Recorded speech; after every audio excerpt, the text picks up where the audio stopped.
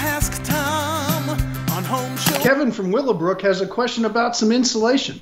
Yeah, he's building this metal building here, Tom, in Coleman County. Uh-oh. Makes me feel like a Marine. Well, go away. So Kevin writes, he says that the building looks like an accordion. He says it's what we used to refer to as a Quonset hut. Remember that? Yes. Right? Yes. He says, Gomer we're going to build USMC. You betcha. Yeah. We're going to build one of these, build it out, the interior space for living quarters, he says. What would you recommend for insulating this thing, Tom? Well, you have to insulate against the metal so it doesn't sweat. That's the bottom line. I assume if you're going to live in it, you're going to have air conditioning, heating, you know, the typical amenities you have in a living quarters. And so you're going to have to insulate up against it. There's metal building insulation packages that he can buy. A perfect place to go would be Mueller Steel Buildings and talk to them about, hey, this is the insulation, the building I have. I need an insulation package for it. But Charlie, here's the rough side of it.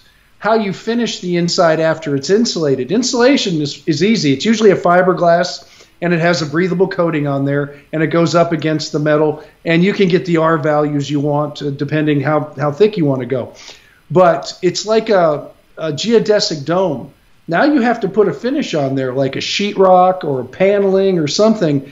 And it's not that easy when you get a round structure or a triangular structure like a geodesic dome, which is round, but it's a whole bunch of triangles that go together to make it round. So this is where people run into a lot of trouble, is not the insulation as much as the finishing.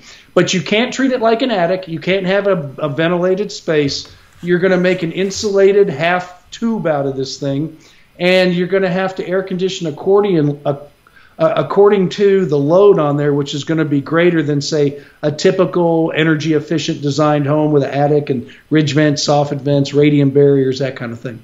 Yeah, unlike a traditional like metal building that has the square walls with that curved wall, it's going to be a tough detail on the inside.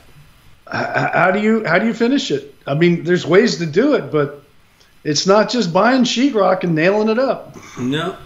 It's what's the guy?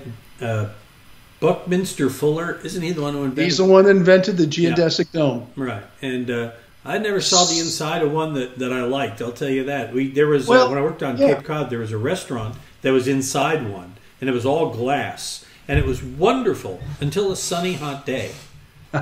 Then you wanted to eat outside. But think about it. How do you put cabinets against it? How does furniture fit against the walls? How do you finish it out? If you're going to sheetrock it, you have a huge amount of waste.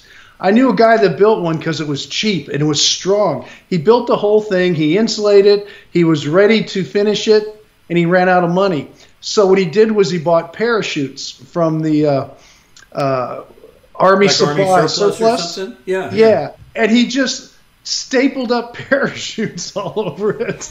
And he lived in it. It wasn't very attractive, but he kept the insulation from getting in his nose. That was it.